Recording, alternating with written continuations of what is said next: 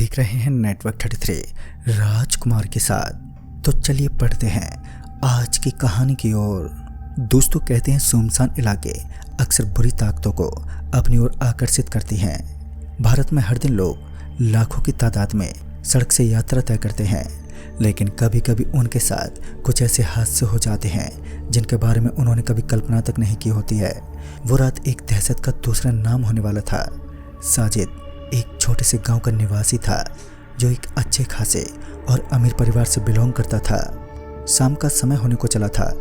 साजिद आज अपने गिने चुने दोस्तों के साथ पार्टी को अटेंड करने वाला था। दरअसल साजिद के पापा, जिनका एक हफ्ते पहले ही प्रमोशन हुआ था, जिस कारण उसके दोस्त उससे पार्टी की डिमांड करने लगे। साजिद ने अपने पापा से पूछताछ करने के बाद पार्टी को अंजाम देने का सोचा। उस रात जब साजिद ने अपने सारे दोस्तों को उस पार्टी में इनवाइट किया, तो साजिद ने इस पार्टी को वहां के मशहूर होटल ग्रेट इंडिया में रखा। रात के करीब करीब 9 बजने को चले थे जब ये पार्टी स्टार्ट होने लगी। साजिद ने उस होटल का पूरा एक फ्लोर उस पार्टी के लिए किराए पर ले लिया था। सभी लोग होटल में खाना वाना करने के बाद पार्टी की मेन जगह पर पहुंच गए, जहां पर स्पेशल डांस के लिए प्रोग्राम बनाया गया था। धीरे धीरे रात भी गहरी होने लगी और इस समय जिस फ्लोर पर पार्टी चल रही थी वो उस बिल्डिंग का दूसरा फ्लोर था, जिसके ऊपर पार्टी जारी थी। और जब रात गहरी होने लगी तब जाकर होटल के मैनेजर ने उस पार्टी को यहीं सीमित करने का सुझाव दिया। दरअसल उस होटल के मैनेजर का कहना था कि रात के लगभग 12 बजे के बाद हमारे होटल में किसी भी पार्टी का होना अलाउड नहीं है। साजिद और उसके दोस्तों ने उस पार्टी को वहीं पर ख़त्म कर दिया और सभी लोग अपनी अपनी गाड़ी में बैठ गए। गाड़ी में बैठने के बाद उन सभी के बीच एक चर्चा होने लगी, जिसमें साजिद के दोस्त हामिद का कहना था कि इस जगह पर एक घोल जिन घूमता है जो इंसानों पर अपना कहर बरपाने की पूरी कोशिश करता है। साजिद को इन बातों पर कहाँ विश्वास होने वाला था। तभी उसने कहा, अरे भाई बकवास बातें मत कर, वरना तुझे अभी और इसी वक्त गाड़ी से उतार दूंगा। लेकिन इतने में हामिद का साथ निभाते हुए साजिद के एक दोस्त ने कहा, अरे ये सही बोल रहा है, मैंने भी सुना इस सड़क पर एक जिन घूमता है और लोग कहते हैं कि उस जिन को नमाज पढ़ते वक्त अगर कोई छेड़ देता है ना, तो फिर उस आदमी की मौत बहुत ही ज़्यादा भयानक और दर्दनाक होती है। साजिद इन बातों पर कहाँ यकीन करने वाला था। साजिद ने गुस्से में कहा, ऐसा कुछ नहीं होता, तुम लोगों के दिमाग में जरूर किसी ने भ्रम डाला है।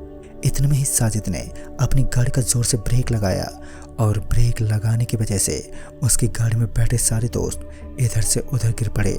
साजिद चिल्लाते हुए बोला, अरे सामने देखो, वो सर कटा हुआ भूत। ये सुनते ही सभी लोग डर के मारे कांप उठे, लेकिन बाद में साजिद जोर जोर से हंसने लगा और साजिद उन सभी को डरपोक कहकर चिढ़ाने लगा था।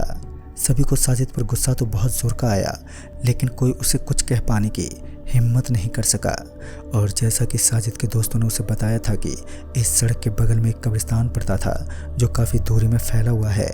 उस समय साजिद काफ़ी ज़्यादा मजाक के मूड में था, जिस वजह से वो फैसला करता है कि आज उसकी गाड़ी उसी कब्रिस्तान से गुजरती हुई जाएगी। अब रात के तकरीबन 1 बजने वाले थे। चारों तरफ अंधेरा छाया हुआ था और ठंड के इस मौसम में गाड़ी की विंडो को खोलना भी लगभग ठंड को आमंत्रित करने जैसा था। साजिद अच्छी खासी रफ्तार के साथ गाड़ी को आगे की तरफ भगाता जा रहा था। सुनसान पड़े उस रास्ते पर चांद की हल्की हल्की रोशनी के आगे का सीन दिखाई दे रहा था। इस वक्त साजिद की गाड़ी उस कब्रिस्तान से बस थोड़ी ही दूरी पर थी कि अचानक उसकी गाड़ी का टायर उस कच्ची सड़क से नीचे उतरने लगा और तभी इस नई नवेली गाड़ी के कांच पर एक पत्थर आकर लगा, जिस वजह से उस गाड़ी के कांच के ऊपर टूटने का निशान सा बन गया। साजिद गुस्से से लाल होने लगा, क्योंकि उसकी गाड़ी को खरोंच तक आ जाए तो भी उसे कहाँ बर्दाश्त होने वाला था। वो तुरंत ही अपनी गाड़ी से नीचे उतरा और जोर जोर से गाली गलौज करने लगा, क्योंकि उसे लगा कि किसी इंसान ने अपने हाथ से उस गाड़ी पर पत्थर मारा है। लेकिन हैरान की बात तो ये थी कि उस वीरान पड़े इलाके में किसी का घर का ठिकाना तक नहीं था। लेकिन इसके बावजूद साजिद की गाड़ी पर पत्थर लगना कोई मामूली बात नहीं थी। वह वापस से गाड़ी में बैठ गया और फिर से अपनी गाड़ी को स्टार्ट करने लगा, लेकिन अब की बार तो गाड़ी स्टार्ट ही नहीं हुई। दरअसल उसने गाड़ी को स्टार्ट करने की बहुत ही ज़्यादा कोशिश की, लेकिन उसकी नई नवेली गाड़ी स्टार्ट होने का नाम तक नहीं ले रही थी। तभी उसका दोस्त उस पर चिल्लाते हुए बोला, अबे चाबी तो ऑन कर, ऐसी गाड़ी स्टार्ट करेगा क्या?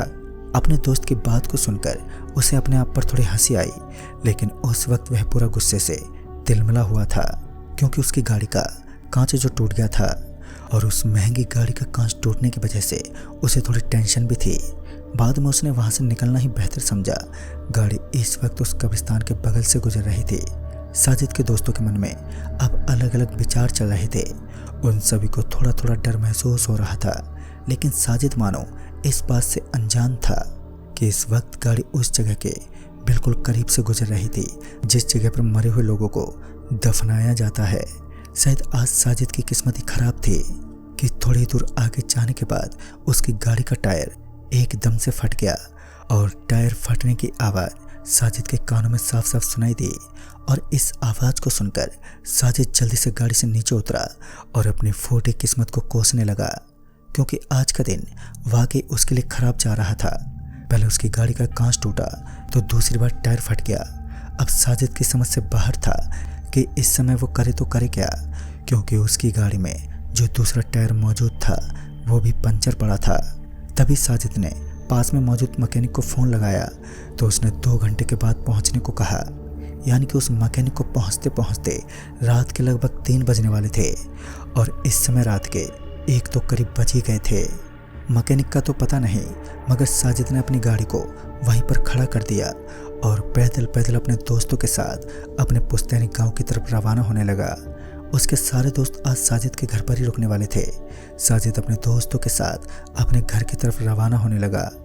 उस कब्रिस्तान के चारों तरफ खंभों से बनी जाल की एक तार बंदी लगी हुई थी।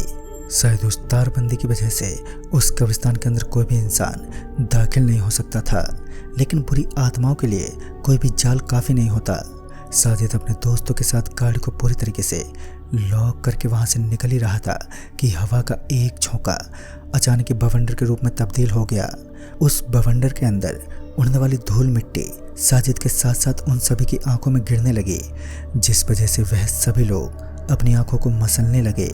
अभी वो अपनी आंखें मली रहे थे कि साजिद को ऐसा लगा कि उसके दोस्त ने उसका कंधा पकड़ लिया है और उसे अपनी तरफ खींच रहा है। साजिद ने अपना फ़ोन निकाला और फ़ोन की टॉर्च जलाकर चारों तरफ वो देखने लगा।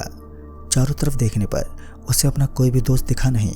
फिर उसने अपने सामने की तरफ देखा कि एक मनुष्य अपने हाथ में एक बड़ा सा पत्थर लिए साजिद के सामने खड़ा था। शायद उस पत्थर का निशाना साजिद पर ही था। फिर साजिद की नज़र उसके पैरों पर पड़ी तो साजिद चुपचाप वहाँ से भागने लगा। उसने अपनी लाइफ में पहली बार किसी उल्टे पैर वाले इंसान को देखा था।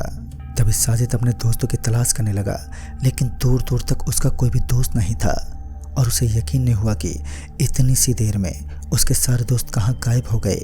जिस जगह पर साजिद मौजूद था वह कब्रिस्तान के अंदर का इलाका था। साजिद को याद आया कि वह तो कब्रिस्तान के बाहर वाली सड़क पर टहल रहे थे, तो वो इस कब्रिस्तान के अंदर एकदम से कैसे पहुंच गया। तभी साजिद का पैर उस कच्ची मिट्टी के अंदर धंस गया। उसका पैर किसी वस्तु के होने का आभास करा रहा था और फिर उसने उस चीज़ को बाहर निकाला तो वह एक कांच की बोतल थी जो ज़मीन के अंदर धंसी हुई थी।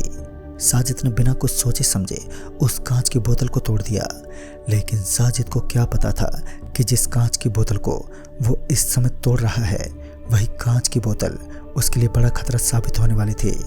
उस कांच की बोतल को तोड़ते ही उसके अंदर से सफ़ेद सफ़ेद धुआं बाहर निकलने लगा और उस धुएं को देखकर साजिद के मन में काफ़ी विचार उठने लगे। उसने एक कांच की बोतल से इतना सारा धुआं पहली बार देखा था, लेकिन अब वो इस वीरान कब्रिस्तान से बाहर निकलने का रास्ता भी भूल चुका था।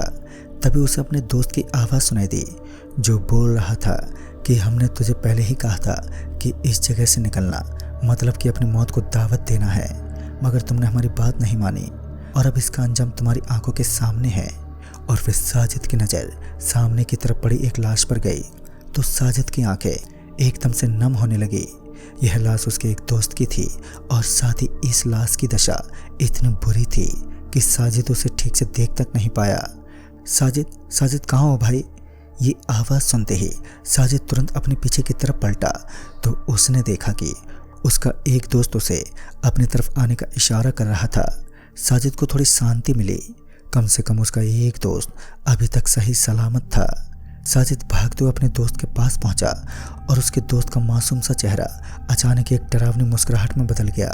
वह धीमे धीमे एक डरावनी मुस्कुराहट के साथ वहां से गायब हो गया। इस तरीके का नज़ारा देखकर साजिद पूरी तरीके से कांप उठा। वह वापस पीछे पलटा तो उसके दोनों दोस्त एक कब्र के ऊपर बैठे हुए थे। साजिद को लगा कि यह भी उसके असली दोस्त नहीं है बल्कि एक छलावा है। उसे विश्वास था कि यह कब्रिस्तान भूत प्रेत का सच में एक अड्डा सा बन चुका है। साजिद को अब तक उस कब्रिस्तान से बाहर निकलने का दरवाज़ा दिखा नहीं, जिस कारण वह उस कब्रिस्तान के अंदर किसी पागल कुत्ते की तरह भागने लगा। उसकी सांसें उखड़ने लगी, लेकिन वो हिम्मत ना हारते हुए लगातार उस कब्रिस्तान के अंदर चक्कर काटने लगा। फिर उसे एक मंद मंद रोशनी नजर आई। देखने में वह रोशनी किसी लाइट की तरह लग रही थी, लेकिन कब्रिस्तान के अंदर किसी बल्ब का होना लगभग असंभव था, जिस कारण वह उस रोशनी की ओर चल दिया। वो लगातार 5 मिनट तक उस रोशनी की तरफ चलता रहा, लेकिन अब भी वह रोशनी उसी तरह नजर आ रही थी जिस तरह पहली बार में उसे वो दिखाई दी थी। यानी कि इतनी दूर चलने के बावजूद भी उसे कोई फायदा नहीं हुआ। वह अब तक उस रोशनी के आसपास में भी नहीं था। फिर तभी उसे अपने पीछे की तरफ से किसी चीज़ के पीटने की आवाज़ सुनाई दी। उसे ऐसा लग रहा था मानो कोई 2 पत्थर लेकर उन्हें आपस में टकरा रहा हो।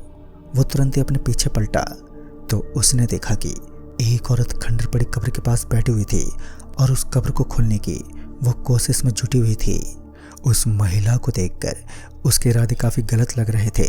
फिर उस अजीब सी दिखने वाली औरत ने एक कब्र को खोल लिया और उसके अंदर से एक सड़े हुए मुर्दे को बाहर निकाल लिया और फिर भूखी बिल्ली की तरह वो उसे चबाने लगी। उसकी यह हरकत इतनी डरावनी लग रही थी कि साजिद एकदम से हिल उठा। वो कांपते हुए शरीर के साथ अपने आप को बैक फुट पर देखने लगा। इस वक्त उसका शरीर डर के कारण एकदम सफ़ेद पड़ चुका था।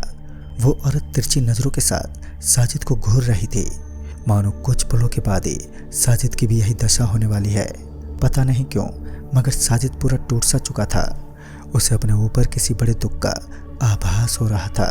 फिर वो अपने छोटे छोटे कदमों के साथ पीछे की तरफ हटने लगा और तुरंत ही वहाँ से भाग पड़ा। इस बार उसके सारे दोस्त उसके जस्ट सामने खड़े होकर किसी दरवाजे की तरफ इशारा कर रहे थे। वो दरवाज़ा वहाँ से साफ साफ झलकता हुआ दिखाई दिया, क्योंकि वो रोशनी उसी के ऊपर लगी हुई थी। अपनी किस्मत को कोसने वाला साजिद अपनी ही अच्छी किस्मत के कारण अभी तक इस दुनिया में मौजूद था, क्योंकि जब साजिद उस कब्रिस्तान के दरवाजे से बाहर निकला तो वही मैकेनिक जिसको कुछ देर पहले साजिद ने अपनी गाड़ी को ठीक करवाने के लिए फ़ोन किया था, वह एकदम सही मौके पर साजिद के पास पहुंच चुका था। और फिर साजिद जल्द से जल्द भागता हुआ उस आदमी के पास पहुंच गया। साजिद को इस कड़कड़ाती ठंड के माहौल में पसीने से तरबतर होता देख उस मैकेनिक ने इस तरह बिलखने का कारण पूछा तो साजिद ने उसे पूरी बात बताई। तो उस आदमी ने बिना कुछ सोचे समझे साजिद की गाड़ी को वहीं छोड़ दिया और साजिद को लेकर वहाँ से वो तुरंत ही निकल गया। और जब सुबह हुई तो गांव में एक बात आग की तरह फैल गई। दरअसल गांव के लोगों का मानना था कि 4 लोगों की लाश गांव के कब्रिस्तान के बाहर मिली है, तो उनमें से एक अभी तक जिंदा है। साजिद के एक दोस्त की जान तो बच गई, लेकिन आज भी वह अपने मुंह से कुछ बयां नहीं कर सकता। उसकी याददाश्त लगभग मिट चुकी थी, लेकिन जैसे जैसे वक्त बीतता गया वैसे वैसे एक बार फिर सब कुछ नॉर्मल होने लगा। लेकिन कहते हैं कि आज भी वह कब्रिस्तान उस घोल जिन के लिए विख्यात माना जाता है। वह औरत कोई और नहीं बल्कि वही घोल जिन थी जो एक औरत के रूप में साजिद के सभी दोस्तों को खाना बना चुकी थी। कहते हैं कि वह सिर्फ लोगों का खून पीती है और फिर उनकी लाश छोड़ देती है। तो यही थी साजिद की एक खौफनाक दास्तां जो वह अपनी ज़िंदगी में आज तक कभी नहीं भूल पाया। तो दोस्तों, इस कहानी में बस इतना ही। तब तक के लिए बाय एंड टेक केयर।